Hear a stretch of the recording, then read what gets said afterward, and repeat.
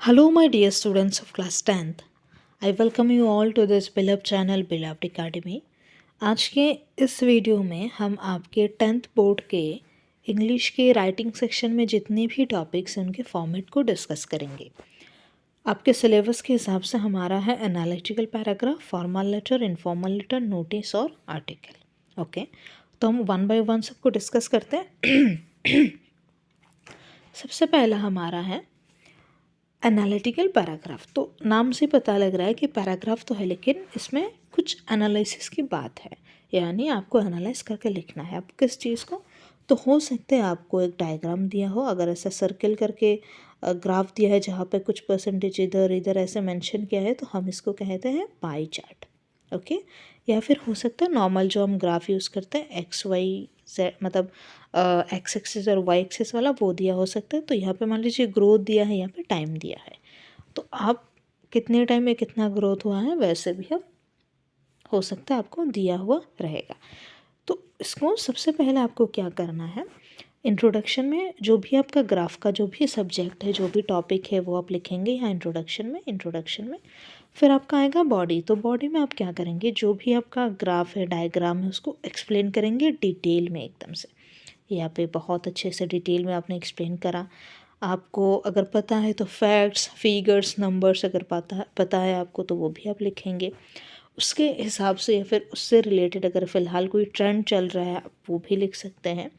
और अगर आपको ज़्यादा नॉलेज हो, पता हो, तो आप जो भी आपका ग्राफ दिया है या फिर डायग्राम दिया है उससे किसी और चीज़ को कंपेयर भी कर सकते हैं। और अगर ज़रूरत पड़े तो ये जो पैराग्राफ है बॉडी वाला, इसको आप 2-3 पार्ट में डिवाइड भी कर सकते हो, कोई बात नहीं है। फिर आप लिखोगे कंक्लूशन में जो आपने लिखा है ओवरऑल, उसका एक ओवरऑल समरी लिखते हो कि ये हमारा टॉपिक ये था, this was the topic and यहाँ पे ये हुआ, दैट्स ऑल। इससे ज़्यादा कुछ नहीं है। ओके, फिर हम चलते हैं फॉर्मल लेटर में। ये तो सभी जानते हैं, लेकिन एग्ज़ाम के खातिर अभी फिर से डिस्क्राइब करना पड़ेगा। तो फॉर्मल लेटर में सबसे पहले, फॉर्मल लेटर हम लिखते ही किसको हैं, ऑफिस में लिखते हैं, या फिर एडिटर के पास लिखते हैं, स्कूल में लिखते हैं, है ना, कॉलेज में लिखते हैं, ऐसे ऐसे लिखेंगे। तो आपका स्कूल लेवल वाला है तो आपको हो सकता है स्कूल के प्रिंसिपल को या एडिटर को लिखना होगा। तो सबसे शुरू में आप अपना एड्रेस लिखोगे, फिर आप डेट लिखोगे, फिर रिसीवर का एड्रेस यानी लेटर किसको रिसीव होगा उनका एड्रेस, फिर आप लिखोगे सब्जेक्ट यानी टॉपिक, जो भी लेटर का टॉपिक है वो लिखोगे। फिर सैल्यूटेशन यानी सर और मैम करके जिनको लेटर लिख रहे हो उनको एड्रेस करोगे, सैल्यूट करोगे। फिर बॉडी में जो भी आपका टॉपिक है उसको आप डिटेल में लिखोगे कि ये टॉपिक है, मैंने इसलिए लेटर लिखा है, मैं ये हूँ, सबसे पहले ऐसे करके आप लिखोगे। फिर क्लोजर यानी लेटर अगर बॉडी हो गए तो आप एक लाइन छोड़ के थैंक यू लिख के लेटर को क्लोज करोगे। फिर नीचे आप अपना नाम लिखोगे और डेजिग्नेशन यानी पद। आप अगर स्कूल की तरफ से लिख रहे हो तो आपका कौन सा पद है, आप स्पोर्ट्स सेक्रेटरी हो, स्कूल कैप्टन हो, ऐसे। ओके, फिर हमारा है इनफॉर्मल लेटर हम लिखते हैं किसको, इनफॉर्मल लेटर हम लिखते हैं फ्रेंड्स को या फिर फैमिली मेम्बर को, ऐसे। तो हम इनफॉर्मल लेटर लिखते हैं फ्रेंड्स, फैमिली मेम्बर, ऐसे ऐसे। तो इसमें भी सबसे पहले आपको अपना एड्रेस, फिर डेट और डियर करके आप जिनको भी लिख रहे हैं, मान लीजिए कोई फ्रेंड है उनका नाम है पल्लवी, तो डियर पल्लवी। कोई फ्रेंड है उसका नाम है रजत, तो डियर पल्लवी, डियर रजत, ऐसे करके आप लिख सकते हैं। या फिर क्वेश्चन में अगर मेंशन है किसी फ्रेंड को तो उनको भी लिख सकते हैं। फिर आप बॉडी में लिखोगे कि hi how are you doing, ऐसे ऐसे करके आप लिखोगे बॉडी में जो भी आपका टॉपिक है, जो जिसके बारे में लिखना है। मान लीजिए आपका बर्थडे पार्टी है, उसमें इनवाइट करना है, ऐसे ऐसे आप लिखोगे। और फिर लेटर अगर हो गया तो आप योर्स लविंगली, योर्स ट्रूली या फिर योर बेस्ट फ्रेंड ऐसे करके अपना नाम लिख के लेटर को ख़त्म करोगे। लेकिन इनफॉर्मल लेटर में एक ट्विस्ट है, जो कि है कि लेटर ख़त्म होने के बाद आपको राइट साइड में एक ऐसा बॉक्स बनाना होता है जिसको कि हम कहते हैं स्टम्प बॉक्स। उसमें ऊपर राइट साइड में आप ऐसे लिखोगे स्टम्प, और इधर खाली जगह में आप अपने जो फ्रेंड है या फैमिली मेम्बर है उनका पूरा एड्रेस आप लिखोगे।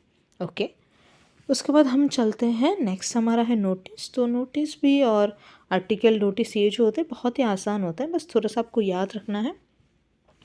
तो नोटिस में जो भी इंस्टीट्यूशन है, स्कूल है या ऑफिस है, जहाँ जो भी है, सबसे पहले उसका नाम आएगा, इसके बाद यहाँ पे बड़ा करके एक नोटिस लिखोगे आप कैपिटल लेटर में, ये मान लीजिए कैपिटल में हमेशा आएगा। ओके, तो अब याद रखना कैपिटल में आएगा। उसके बाद लेफ्ट में डेट, एक लाइन छोड़ के, फिर एक लाइन छोड़ के जो नोटिस का हेडिंग है वो हेडिंग आएगा। हेडिंग के बाद नीचे इधर 2 3 4 5 लाइन जितना भी लगे, या फिर जितने वर्ड्स में लिखने के लिए वो उतने वर्ड्स में जो आपका टॉपिक है उसको आप डिस्क्राइब करके लिखोगे। फिर अब अपना साइन करोगे, साइन के नीचे आपका नाम आएगा और नाम के नीचे आपका डेजिग्नेशन यानी आपका पद। ओके, उसके बाद आता है आर्टिकल राइटिंग। तो आर्टिकल राइटिंग में और जो हमारा है एनालिटिकल पैराग्राफ, उसमें आप देखना ज़्यादा फ़र्क नहीं है। जो एनालिटिकल पैराग्राफ है और आर्टिकल में ज़्यादा फ़र्क नहीं है।